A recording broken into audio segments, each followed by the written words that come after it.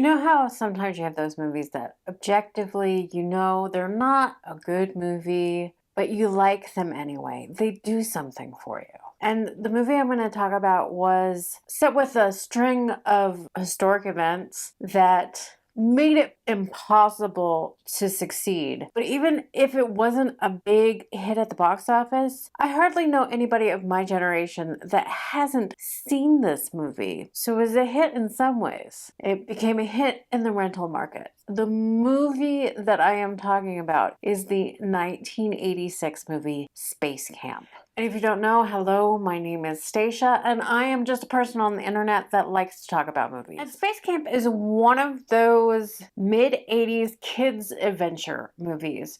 Kids, some older teenagers, probably the people playing them are not really teenagers, with, the younger kid put in there. And it is about what it sounds like. It is about Space Camp in Huntsville, Alabama. And actually, I don't know if Space Camp still exist. You're probably thinking to yourself, how is that an adventure movie? Well, in this scenario, these kids are accidentally launched into space. The kids in question in this movie are Lea Thompson. I believe she's playing around 18 years old. She is the character of Catherine. And then we have Tate Donovan as Kevin in the movie. He's another 18-year-old kind of interested in Catherine. And then you have Kelly Preston playing Tish, sort of another probably supposed to be around 18 years old. Looks like the typical Valley girl, but is super smart in this movie. She has a photographic memory. She remembers everything that she reads. Then we have Larry B. Scott playing Rudy, another one of the older teenagers.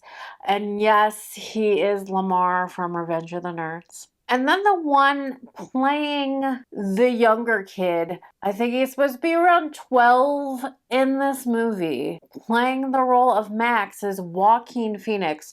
And this is his feature film debut, and he is credited in this movie as he was during his child acting days as Leaf Phoenix. And of course, you have a couple of characters who are the adult characters in it. You have Kate Capshaw in this movie playing the role of Andy. She is an astronaut herself who doesn't get selected to go up on the next space shuttle mission. And she is married to fellow astronaut Zach, played by Tom Skerritt. He runs the space camp program at this point, and he ropes her in to help at space camp this summer, which she is not so thrilled about. She'd rather be up in space herself. And yes, another phenomenon in the mid-80s is the appearance of a robot in the movie, the NASA robot Jinx, who becomes Max's best friend and helps launch Max into an actual space mission. And yes, a bunch of things happen in this movie that aren't realistic, but that's okay. The storyline kind of works out, and I recently rewatched this movie wanting to know if this was going to be one of those movies that you like when you're a kid, but then you rewatch it as a middle-aged adult and you're like, oh my god, this is bad. But I still enjoyed Space Camp, and yes, I see all of the flaws in it, all of the plot holes, all of the you can't do that, all of the bad mid-80s special effects, and still enjoyed the hell out of this movie.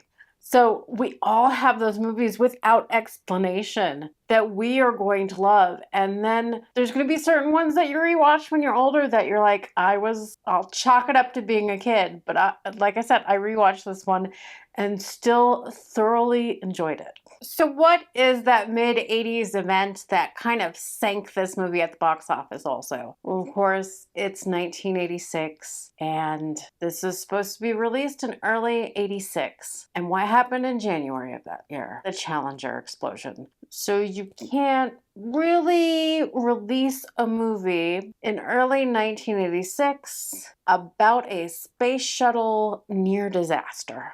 So the movie gets pushed back to June of 1986. And like me, the Challenger explosion lingers in your mind today. The day that you remember it happening, when you saw it. I mean, we literally watched it on TV in school, and then it exploded. They all died, and then we finished the school day. But it just, the memory of where you were and what you were doing kind of lingers there. I can remember one of my brothers staying home sick from school and watching it on TV. But saying that, June wasn't really far enough away from the disaster to not have it still lingering in people's mind, and it made about $10 million at the box office. And this was an expensive film to make. This budget for Space Camp was $18 million. So it didn't come anywhere near to making its money back at the box office. And Space Camp is actually filmed at the Huntsville, Alabama Space Camp, and it's filmed on location at Kennedy Space Center.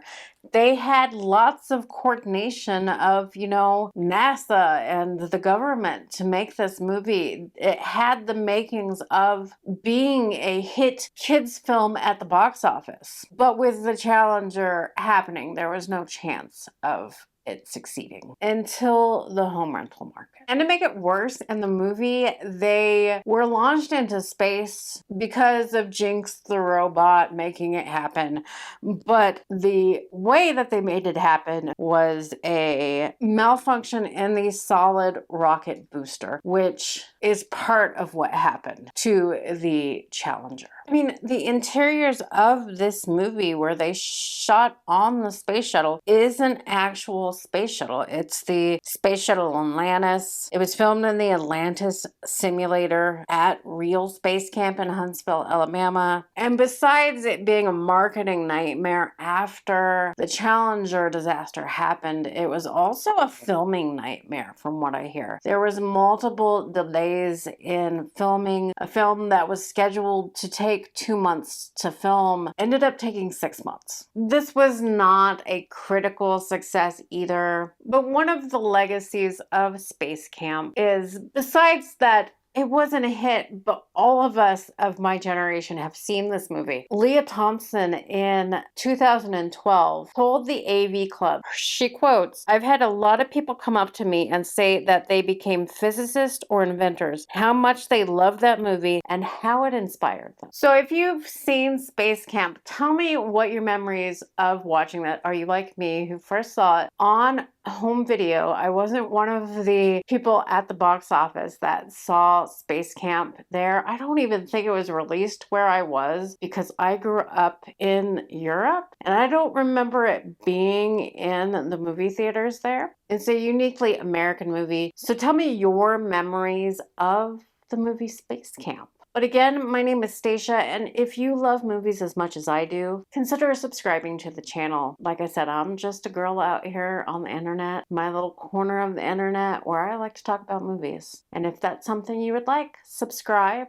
Share the channel with anybody you know that is a movie lover like we are, and give me a thumbs up and leave a comment. I love discussing the movies with you, or you sharing your memories of the movies with me. But see you next time. I love you all. Bye.